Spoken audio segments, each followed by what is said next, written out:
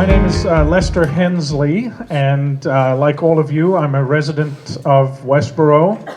Some of you may not be residents of Westborough, but you may work in Westborough, or you may employ people in Westborough.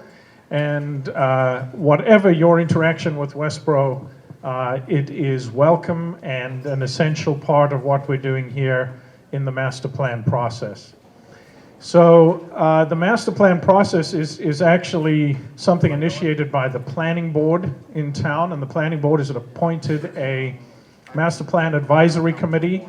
They've elected myself as the chair, and Hazel Nurse is here somewhere as, oh, there she is, as vice chair. So what we're about to embark on here is a shared exercise in envisioning the future of the town.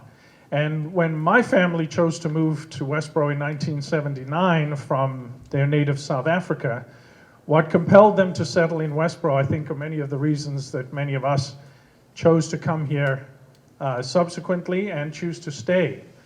And the first was that my father was employed by a company whose headquarters was here in Westborough. So he had work and employment right in town. They were able to find a house that was affordable and that would accommodate the 4 children that they were to raise in Westborough, and all 4 of them could walk to school, which was pretty amazing. They were also attracted by the colonial feel and the mix of open space and developed space in town, and also by the rich colonial and pre-colonial history. And so all of these things were what attracted them back in '79, and that I think we still cherish today. And none of the balance in those things is an accident. It's not something that has just happened to fall in place. It's actually the process of a very engaged community and professional staff members who deliver the services to us. And in 1988, the town embarked on its first master plan. In 2003, they updated that master plan. And here we are again in 2020, looking to update the master plan. So there's an old adage, we don't plan to fail, we fail to plan, right? One thing that Westborough has always done is tried to look forward and establish a path to a shared vision of the town and put in place the process. Now, as much as I thought my 40-year history in town was cool, my vice chair, Hazel Nurse's family, located to Westborough in 1722. Now that's perspective, right? And established the Nurse Farm, right? And the Nurse Farm in 2022 will celebrate its 300th anniversary as a family-owned, functioning farm in our community. How incredibly cool is that, right?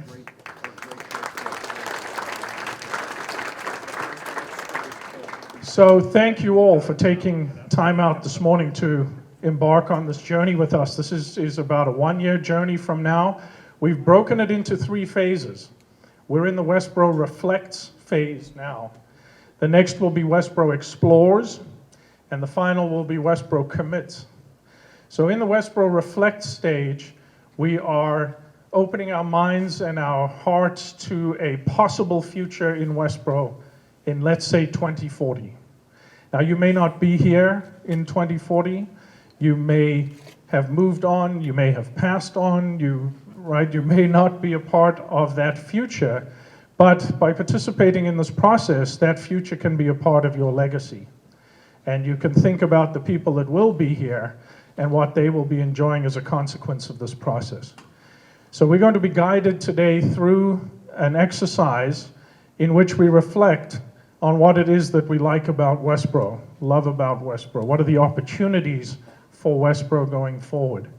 And so I encourage you to think positively about that. We're going to employ a little technique called reframe for the positive, so we can take what might be an issue or something we think is a problem and reframe that as an opportunity. And we'll capture all of this feedback and build that into the next step in Westborough Explores, in which you'll be invited back to the second of 3 public hearings to begin to talk about specific ways that we might put in policy, make decisions that will bring to bear that realization. And then ultimately we will capture all of that in a document that will be shared through all of the departments, boards, and volunteer groups in town to realize that vision out in, let's say, 2040. So my thanks on behalf of the Planning Board, the Master Plan Advisory Committee, for all of you to be here. I'm going to turn it over now to our consultants. So Jeffrey and Donnie are going to lead us through the exercise, and please enjoy the process. Thank you.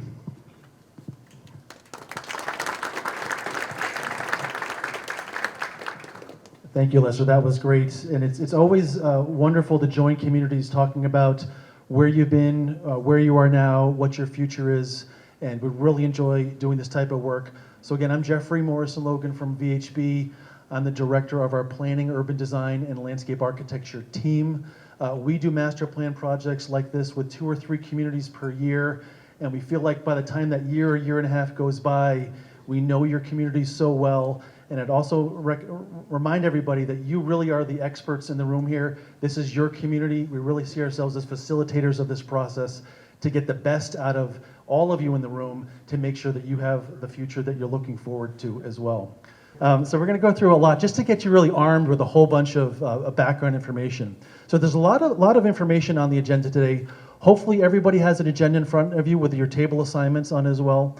And what's important about this is really focusing on what's from around a few minutes from right now, from 10:25 to 11:25, really letting you have a great conversation with everybody around your table, talking about a series of different elements that we'll go through as well. After that great conversation, we're going to have a report back, a couple-minute report back from each of these tables about some of the highlights of what you talked about as well.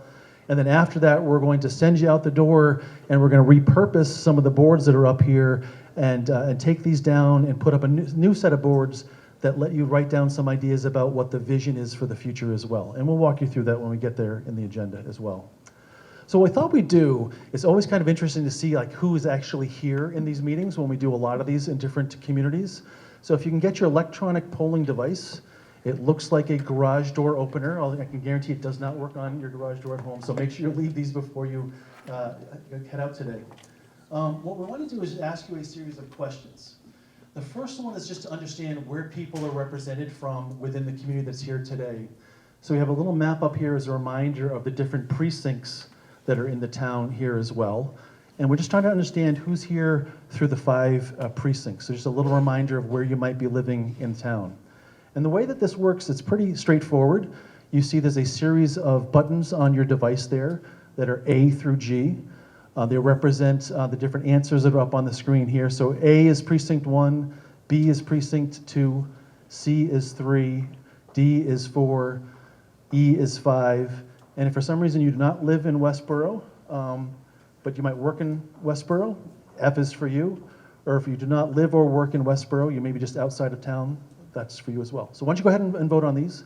And as we get familiar with these, you can vote at any point in time. You don't have to wait for me to... No, I cannot go back to the map, only because people have started voting as well. So take your best guess. I mean, this is not going to be perfect. So, okay. So, all right. So we're going to move on from this question. All right. So closing this poll out, just to get a flavor. Okay. Again, this is not a perfect science here as well. Okay. So we have a pretty good representation throughout the different precincts. Clearly no one's here that does not live or work within Westborough, so I'm glad there's a lot of residents here as well. So again, this is just helpful indicators to understand who's here today. Interesting to understand like how long people have actually lived within Westborough. Again, I think there's a lot of experts within this room, so if you can answer this question for the one that applies to you. Okay, and I think we're going to get the hang of this pretty quickly, so I'll close this one out, and let's see who's... How many? Okay, wow. So 45% of you have been here 20 plus years. Again, so I think what's important as we're in this reflect mode and thinking about where the town has been, let's make sure we share as many of those ideas as possible in that reflection about Westborough so we can plan for your future as well. Do you work in Westborough? Many of the communities that we work with sometimes have a lot of people that actually live and work within the community, so it'd be interesting to understand if you work within Westborough, yes or no. Sometimes there's students that are not working, or sometimes there are folks that are retired. So answer the one that's applicable to you. All right, and let's move that one on.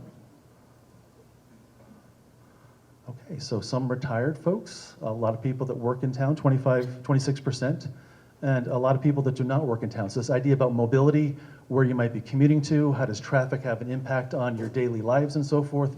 It would be great if you could have a conversation about the pros and cons of that as well.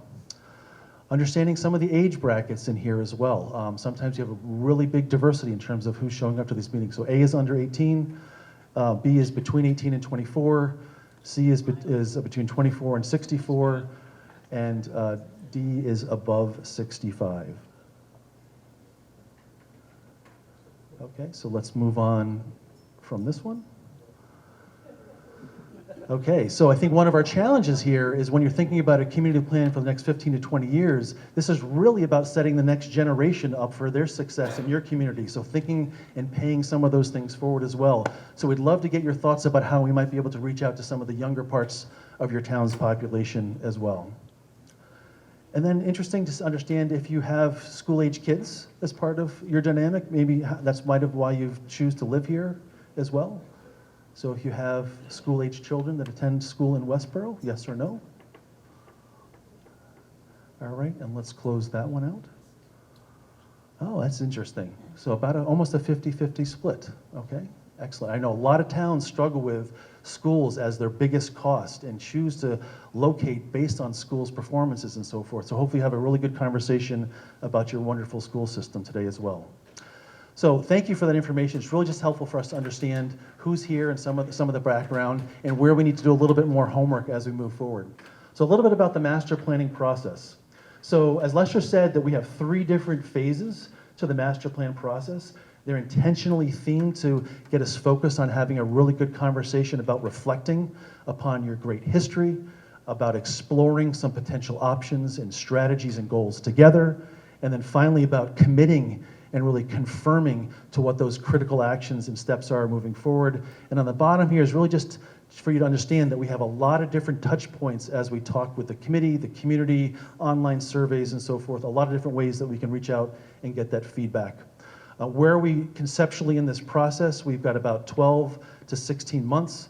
The little red arrow at the top shows you that we're about 2 or 3 months into this process. I think the important takeaway here is that we're going to have a lot of interesting conversations as we go through those 3 major parts of the planning process.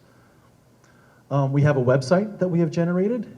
It is westboroughmasterplan.com. There's a little screenshot of that website that has been up and running.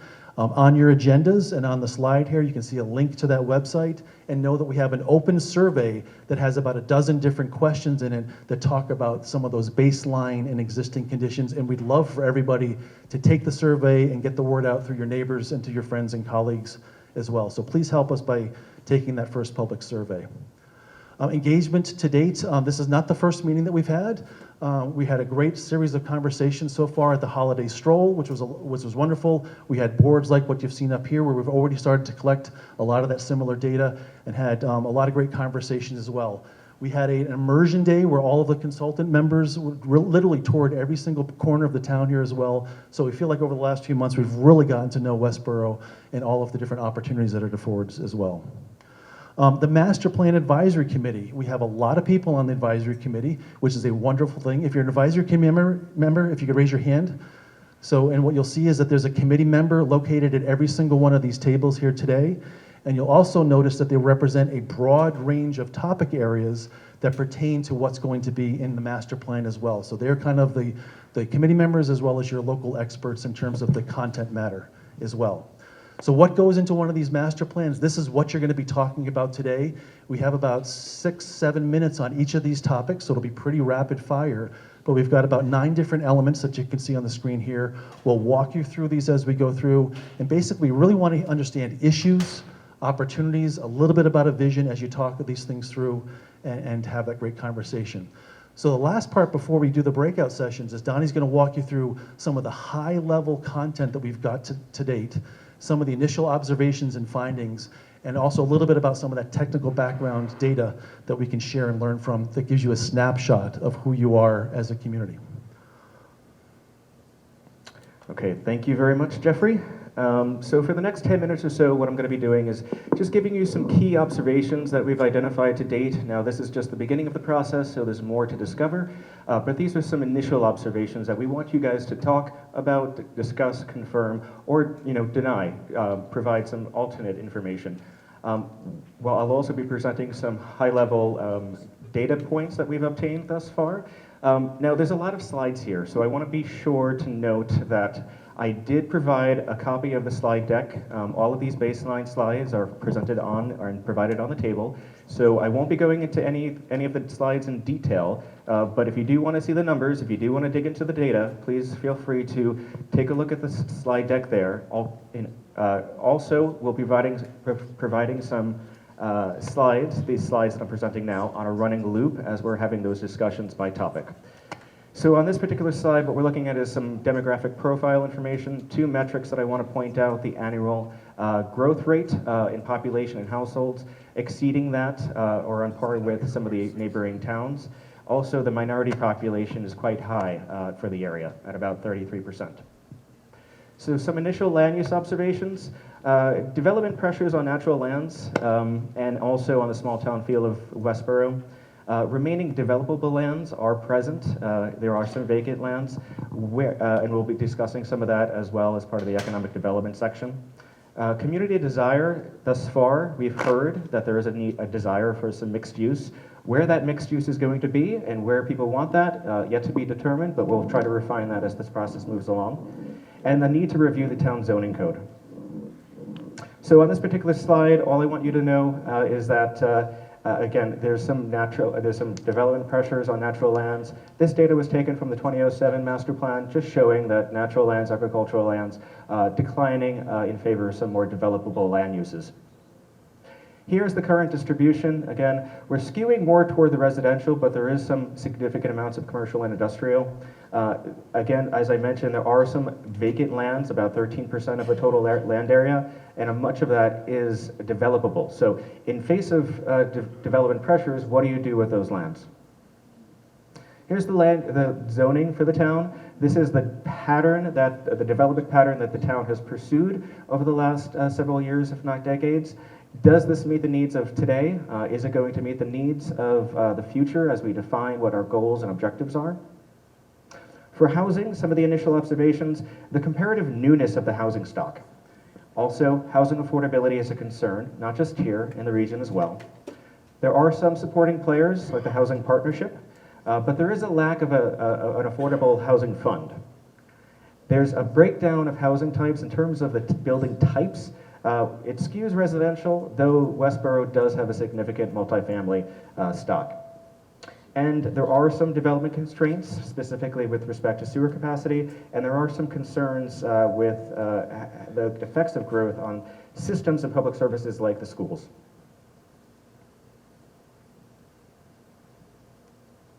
Sorry, we're having some technical difficulty. Jeffrey, do you mind just advancing it? My apologies. Okay, is it stuck again?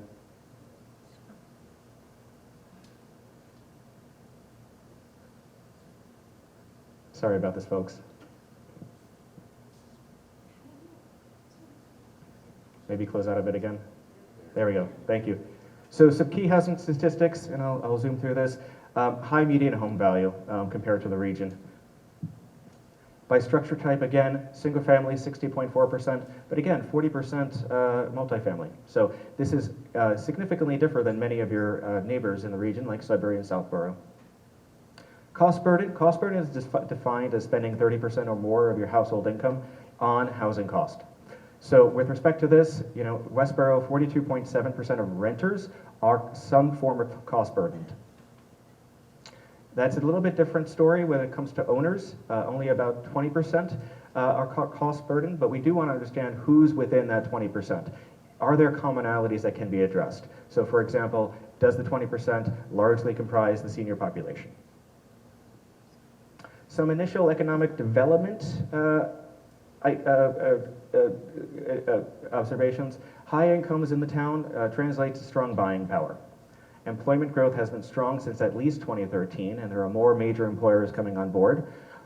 The town's economy continues, again, with those new and major employers, Amazon, Olympus being some of them.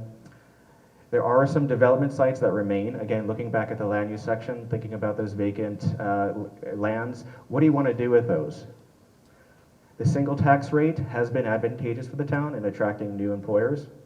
And there has been, to date, some stated desires for a more vibrant downtown with more active land uses or retail uses. So on this slide, I just want to point out that, again, 58% of the households in town make more than $100,000. That's somewhat different, but is higher than Worcester County. Here, this is just showing you the breakdown of the employers, this map here. There are some large employers like eClinical, Cumberland Farms, again, new major employers coming in. This is a great graphic to show what the economic, what the changes have been since 2013, between 2013 and 2018 in terms of employment and the number of establishments. Note that healthcare and social assistance increased during this period by over 1,000 persons or employees. So this slide here shows the distribution of where workers are employed. Many workers are employed in Worcester, in Framingham. Many are employed outside of these areas here on that chart to the left. What I want to get out here is that there's the commuting times in town for those people that are traveling outside of town. Traveling more than 60 minutes each way. So again, here are some of those development sites, 4400 Computer Drive, land behind the YMCA. What do you want to do with these lands as they become developed? How do you want to develop them, and how are we going to get them developed? So in terms of the combined natural, historic, and cultural resources section, again, continuing the theme, development is threatening that natural landscapes. It affects the biodiversity. What are we going to do to become stewards of these lands moving forward? The town's history is told through its historic properties and its cultural amenities and activities. And there's a lot of just natural, unique, important landscapes in town that are treasured by the community. This slide here just focuses on the water resources that are treasured, like Lake Chauncey. It does note that despite that there has been development over the last several years and decades, much of the land cover, that's what's on the ground, is undeveloped.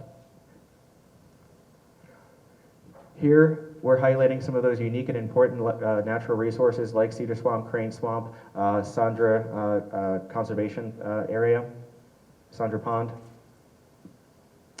Cultural and historic resources, there is a large inventory. We're looking at the Lyman School for Boys, West Main Street Historic District for the historic properties, but also some cultural amenities. This master plan will look at those cultural resources that bind the community together, create some social cohesion. So talking about the July 4th fireworks, the holiday stroll that was recently undertaken, and the Buddy Walk and Harvest Fair, for example. And there are some supporting players like the Historical Commission, the Cultural Council. Sorry, Jeffrey, if I may.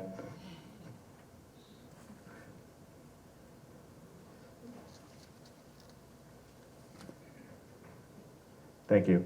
So in terms of open space and recreation, you do have a robust plan that was just released in, I believe 2018. Some of the issues that were highlighted involve public access to scenic water bodies, passive recreation, potential at Hockomock Pond, funding constraints for open space acquisition, the fact that the community hasn't adopted the Community Preservation Act, which could provide such funding, and the fact that there's a broad array of active impact and recreational assets. Here, I just want to convey that there is a large inventory of open space lands. 60% or so is protected, 30% or so unprotected, so there is opportunity for improvement. Again, there's a lot of facts and figures here, but I want to convey is that there's a broad array of recreation offerings, but there's a continuous conversation that's taking place with regard to needs. So common themes, a community center, a dog park, more walking and biking trails other than those that are designated for mountain bikes. So for public facilities and services, the fact that the town provides many public services and that there's a demand for such services and that demand is high is somewhat unique for a town of Westborough size. Schools are excellent and continuing to improving. I think everybody in the room recognizes that. There's a lot of facility construction that's been taking place over the last decade, and that's put some municipal strain on the municipal budgets and has affected the tax. However, the town is now focused on fiscal responsibility, creating a couple of committees to that end. And lastly, a staffing needs assessment is currently undergoing. As part of this master plan, we've sent out some departmental surveys to the board departments that you see listed here. What we're focusing on is what their operations consist of, how are their facilities, and what are their general needs. As mentioned, a lot of construction has occurred recently. Looking forward, the library is seeking to renovate and expand. A quick shout out to the school district, which is rising in the ranks, number 8 in the recent ranking of Massachusetts school districts. Sure. So for transportation, some initial observations. The town has great regional connectivity on road and rail. Despite some alternative mode offerings, though, many people, the vast majority, still commute by single occupancy vehicles alone. And traffic congestion and intersection safety issues have been raised by the community thus far as part of our public engagement process. So again, this slide just outlines those connections and opportunities for enhancement, including opportunities for additional bike lanes. This chart here demonstrates the vast difference between the mode shares that are available to people. Most, again, people drive alone to work. What was unique is, that I observed was many people do work from home. Okay, some recent planned improvements, including some signalization and lighting streetscape, a project along East Main Street. And again, traffic congestion has been a concern that has been raised, intersection safety as well. Here are some of the culprits, notably Route 9 at Lyman Street, which I believe was just recently upgraded, and then that Route 9 intersection at Odo Street as well. So sustainability and climate change is a chapter within this particular master plan. Now that is somewhat unique for us. It's becoming more of a established theme as climate change becomes more of an important issue to a larger subsection of the population. Some observations: Westborough has made some key investments in improving its sustainability performance, in reducing its impact. The town and community has been pushing the town administration to reduce that impact and to prepare for the impacts of climate change. The largest sources of greenhouse gas emissions likely come from building energy consumption, followed by private vehicle transportation. And the town's waste diversion rate has increased, but it still lags its neighbors. So shout out to Sustainable Westborough. They're the advocacy group in town that's pushing sustainability forward here. They've been involved in the Community Choice Aggregation program. They've been involved and designated the town as a green community. They're involved currently in the Climate Action Plan, which has a typical or a similar time frame as this master plan.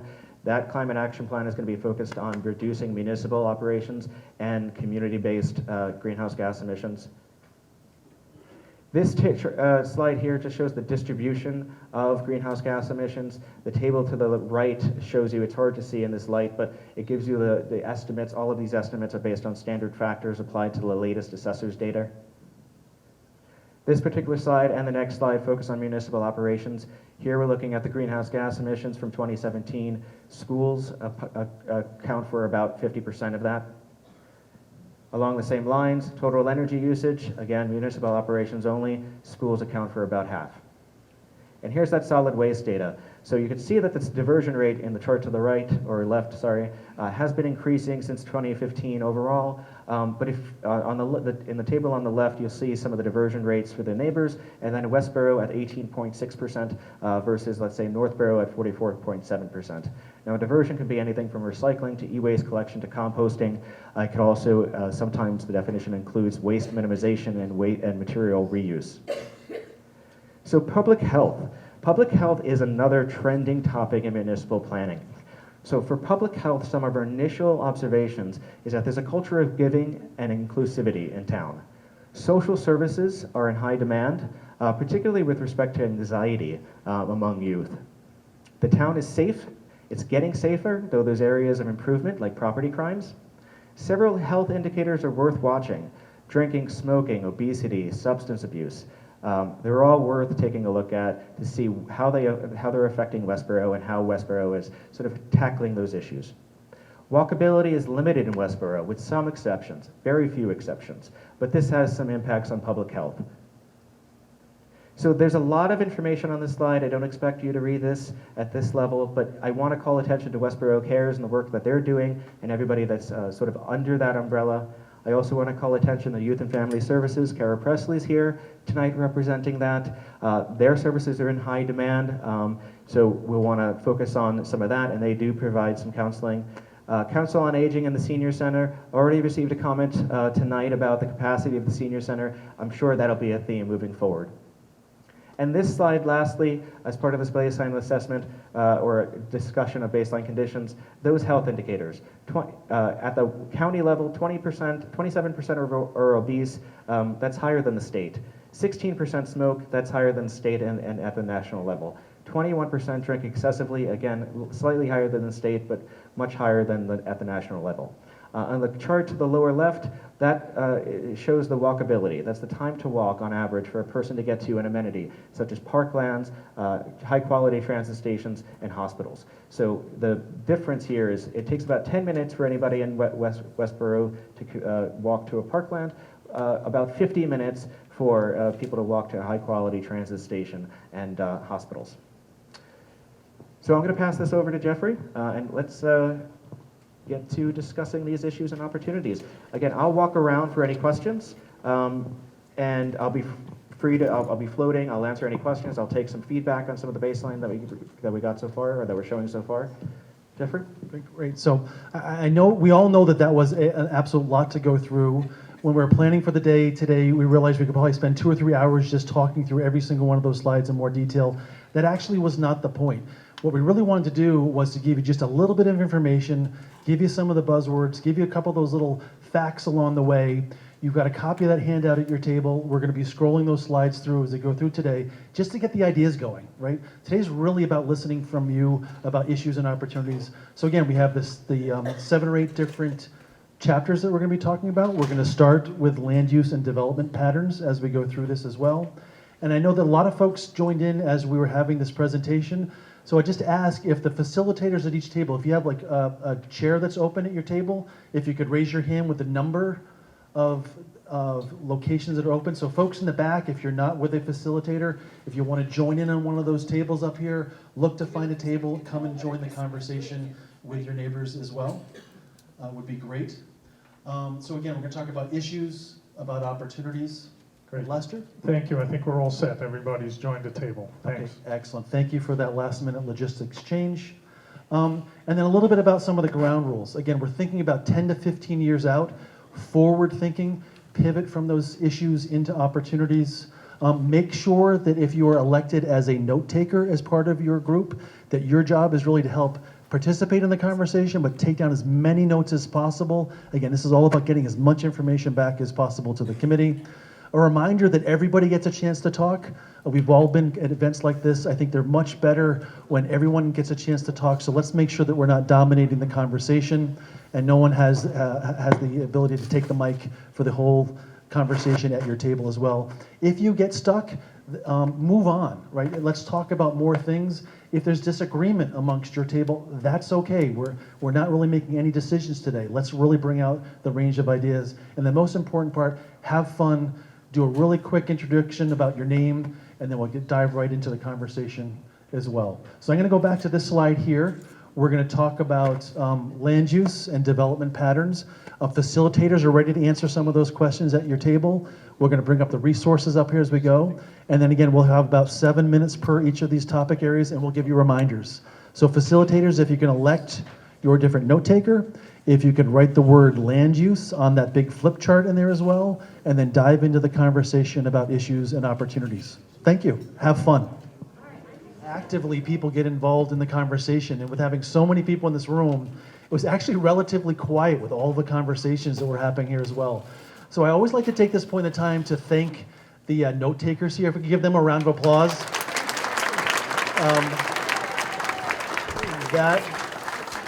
That is a really hard job, and we really appreciate the work that you've done there, because those notes are really like liquid gold to us. So we really want to make sure that we get those back. So thank you.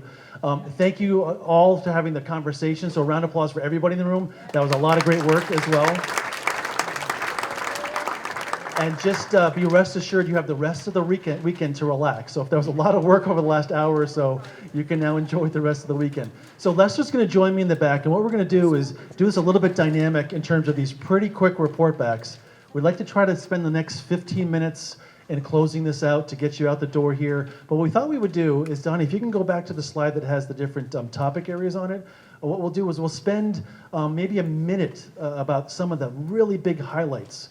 And if your table facilitator could raise their hand, Lester and I will walk through the different areas here. But let's have one or two tables talk about land use.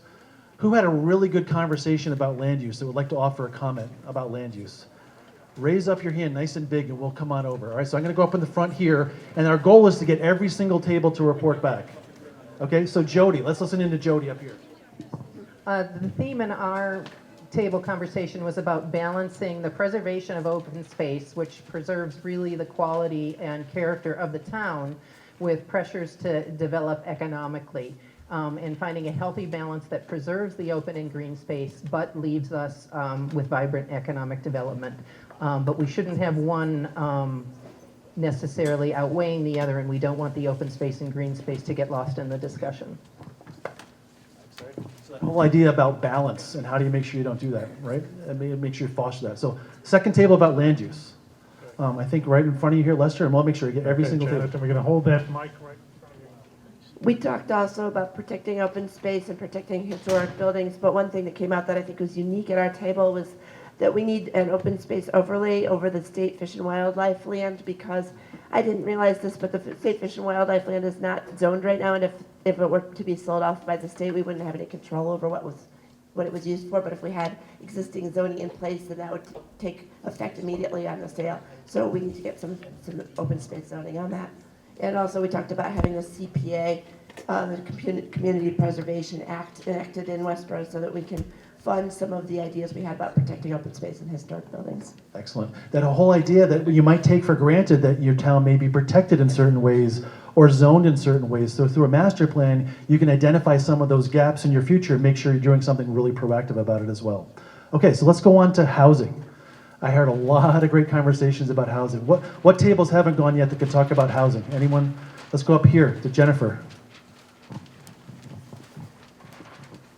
So we talked a lot about the affordability of housing and the housing stock itself, noting that really there is a lack of affordable housing in town and that the housing stock is largely limited to single-family homes on larger 1 or 2 acre lots. We talked about the potential to use the new Pulte funds for affordable housing and developing an affordable housing trust. And one of the things that really ran through a lot of our discussion was the Community Preservation Act. It really touched on a lot of the issues that we were talking about and was potentially a source of funding for a lot of the different items that we talked about. Excellent. So at table 5 here, we focused a little bit upon the what we call the missing middle, and this is that there's a lot of single family and a lot of large housing complexes, but those kind of 2 to 4 family homes, we just don't have a lot of. And it allows, especially as it comes to zoning and allowing people to build an addition or build a second thing for a multi-generational use. We've got kids moving back, living in basements, things like this where we can actually kind of help the community is something that we felt was a kind of a missing need for us. Great. It's interesting, I'm seeing so many more hands that want to talk about housing. So let's make this the third one, and then we'll move on to the next topic. Lester, if you want to help grab another. So we talked a lot about the development of the center of town, and particularly getting in mixed-use retail residential, both for the economic development and creating a more vibrant inner city, inner town, as well as potentially getting more lower-cost units by building them within a mixed-use environment, and getting cross-benefit, and also easier to manage some of the transportation issues by public transportation taking advantage of the center of town. Great. Yeah, and we find it's pretty common in a lot of the communities we work with housing is a very big topic, because if you think about it, it's something that everybody knows. It's things that are really challenging to people's daily lives, rewarding to people's daily lives. People are coming and going to community housing is such a staple, so we're really looking forward to continue that conversation with you as well. So let's go on to economic development. So what tables haven't gone that would like to talk about economic development? In the back, Lester? And keep your hands raised, and I'll come around with the second group. Let's do in the back, okay? Probably the key theme on economic development on our table was to bring the cool vibe to towns like Westborough in the local area for 20 to 30 somethings, trying to get the young people to stay here and work here and stay here after work. So some of the ideas there were around attracting non-chain restaurants, better places for people to go out, stay out instead of the town shutting down at 8:30, 9 o'clock. Perhaps create more outreach for incubation entrepreneurs, startup culture, and the like. Another big thing was walkability and vibrancy downtown to keep those folks around and interested. That's great. Yeah, this idea of walkability, connectivity, a lot of folks understand that they're downtown village centers and that economics are so vital to downtown as well. So we would echo exactly what they added and enhanced it with an interest in making sure that we provide kind of the provided workspaces where work at home, people and commuters could go and have a vibrant, interesting place to do workspace downtown that was open to all. And then I think an interesting piece of that was also interacting with a gallery and boutiques and small shops where you've got something that you can interact with, that if they would stay open and interact with the restaurant hours, you get opportunities for people to walk the shops, and that the hours of availability should be interactive so that you can have an experience. If you're in the area, you can make your reservation for a restaurant and then visit a couple of the stores that are open. Excellent, great. Let's go on to the next topic, natural, cultural, and historic resources. So again, raise your hand, tables that haven't gone first. Natural, cultural, historic resources. Okay.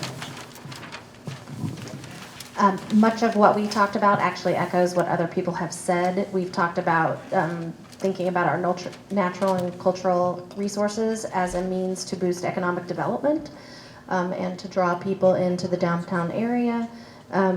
We talked about how to build on the incredibly diverse and rich cultural groups and just all the diversity that's here in town, and how to build on that to make the town more vibrant, to build economic development, just how all these things go together. It raises the issue of sometimes is the idea of economic development and historic resources, and all of these things actually start to feed off of each other as well, and how do you leverage them as well? Let's go into the middle. Hi, one of the themes we came back to quite often, but it's really relevant here as well, is the idea that the town should have a place online potentially that they can drive people to go, so folks can find what's available, and people who are in the community who want to contribute to it can add to that list of resources and be able to work with the town website to be able to drive people where they can go. The idea of making your resources known and having that data place for people to be able to understand what you've got and what you don't have. All right, so let's go on to open space and recreation.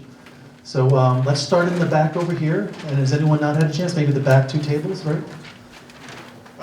Table 11, talked about, they asked about dog park, which I believe we are developing, refreshment of trails and conductivity. So there's a lot of conversation about how we make our trails continuous throughout the community. I know we have some communities that are working on that as well, but that was a big push thing we looked at, getting the word out about monthly hikes, researching about open space, and partnering with businesses. And a lot of our communities or our businesses in town are working on bike trails on their properties, but getting that so the general public can use it too.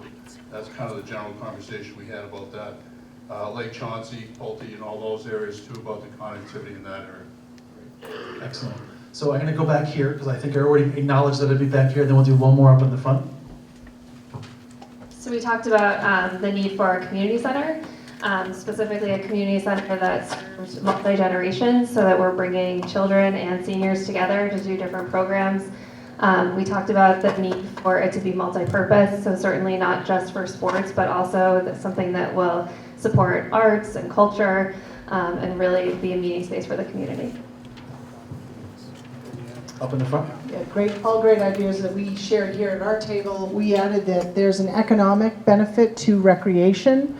So when we think about the multi-use trail and we think about places like Hudson and what that has done to that downtown area, that there's huge benefit for many aspects of our interest. We also talked about why does Lake Chauncey have a fence around it? If you go to the beaches in Maine where I grew up, you could just go on the beach. And there are signs posted about risk and all of that. So making that a more attractive area that we can use. Excellent. Great comments. Clearly, open space and recreation is kind of like the living, breathing part of your community from those resources.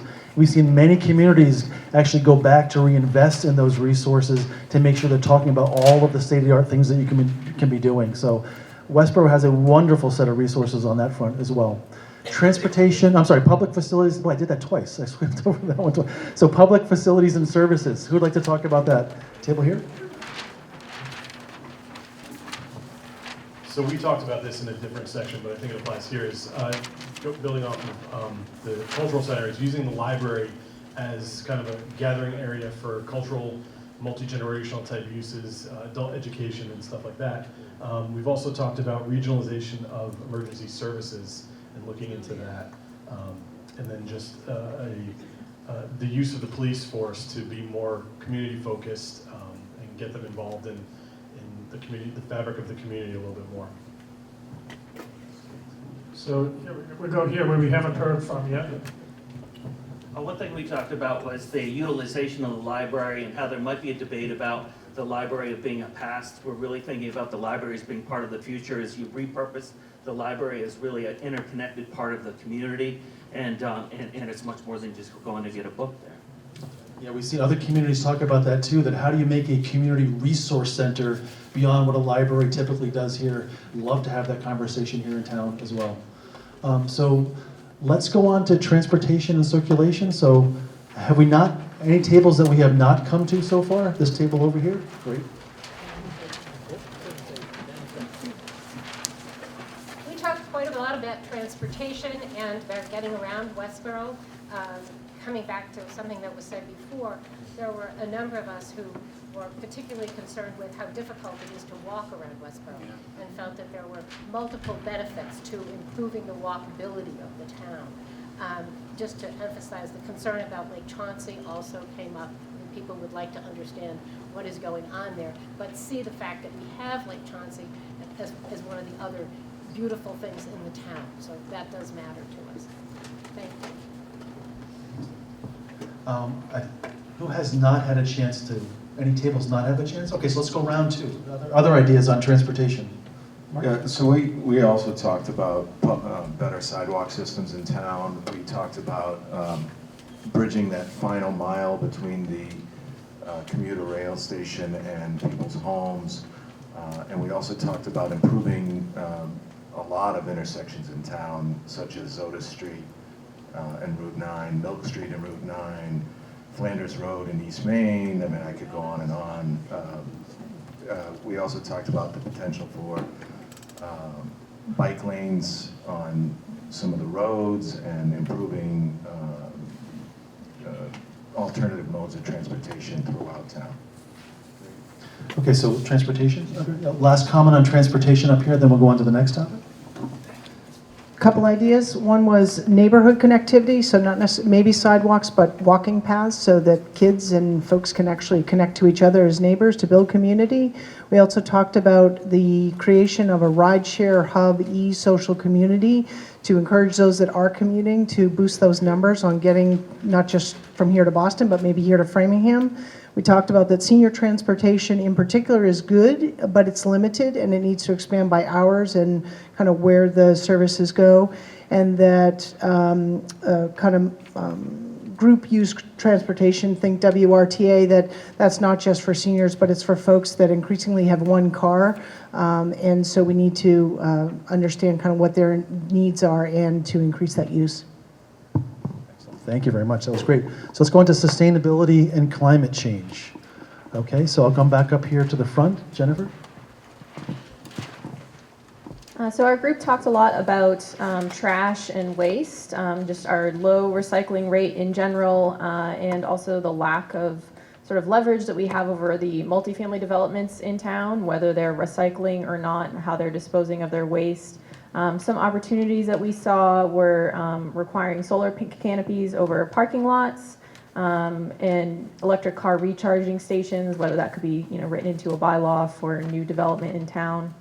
Encouraging more recycling either curbside or at the transfer station. I'm encouraging composting as well. And then looking at potential sort of economic development around using our trash to produce new products. We had a lot of conversation about sustainability, including some of what you just said. We also talked about ways to create 100% renewable energy sources for the town, building especially on those corporations or large institutions that maybe use the most energy may also become producers of renewable energy for the town. We talked about really boosting public education about climate change and building awareness about ways that individuals and neighborhoods and families and institutions can reduce emissions and promote sustainability. Yeah, I'm so excited that in these master plans, 10 years ago, we were not talking about sustainability and climate change. And it's so great to have a dedicated chapter and to be able to have this conversation. I think it's going to be our goal to see if we can actually take sustainability, resiliency, climate change, and filter it into all of the other chapters within the master plan as well, to make it more holistic in how we deal with this as an issue as well. So last topic, public health. Let's get a couple hands. Right in the middle here, I'll come around.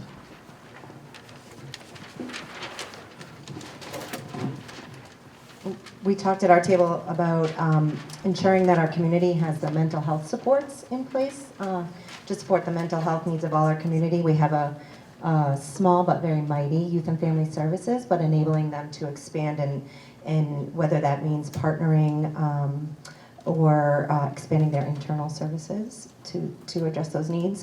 We talked about building or expanding our infrastructure to address current challenges like coronavirus and other things that pop up every year with West Nile. We also talked about enabling or broadening sort of the charge of the public health department to enable them to address and collaborate with youth and family services and other things that are beyond maybe the traditional public health department that looks at whether a restaurant is in compliance for health and things like that. So really about bringing people together for the overall health of our community. Go in the back. We had a pretty robust conversation about this, and an idea that resonated with all of us was maintaining our local farms and having a farm-to-table philosophy, working to provide moderately priced food, local, fresh, expanding our farmers markets availabilities with days, hours, and really having a locally sourced perspective as well as affordability across fresh, good food for our community. Great. So how about, I know there's a lot of interest in this topic too. Why don't we do one more? Maybe up in the middle here, Lester, might be good. And then we'll close out on next steps. Yeah, we had some discussion on the understanding and making sure that public health is inclusive of the mental health of the community and the services needed, which are often subtle in the way they present themselves, and making greater awareness of the services that are available. We also had discussions around coronavirus, which is of course a hot topic at this time, and questioning whether Westborough has a response plan in place if suddenly there were 3 cases breaking out at a school or something in town. Are we prepared for that process? There's also more chronic issues like tick population and mosquitoes and mosquito-borne illnesses that are going to get worse and worse over time with the rising temperatures in the summer. So it's there's mental illness as well as physical illness, and then there's these chronic problems associated with pests like ticks and mosquitoes. Yeah, no, I think we've all seen those maps over the last few years about Tripoli and how it's come up the coast and how it affects more and more communities and so forth. Though, how can you bolster that whole awareness and network to be able to be really proactive about public health? Love to have that conversation. So in terms of closing out for today, and thank you for sticking around for a few extra minutes, Here's what's really lies ahead for us over the next couple of months. Partly what you're involved with today is that idea about Westborough Reflects, about reflecting upon who you are, where you've been, all of the wonderful assets and issues that we're going to be talking about your future. Part of that goes into what's called a baseline assessment and baseline existing conditions that we're in the process of drafting and going to be able to share. Second thing that's really important to do, and this is all of you have this on your flyers here, your agendas here, is that we have an active public survey that's happening right now. The first one of about 2 or 3 that we're going to be doing during the life of this project. So go online, take the public survey.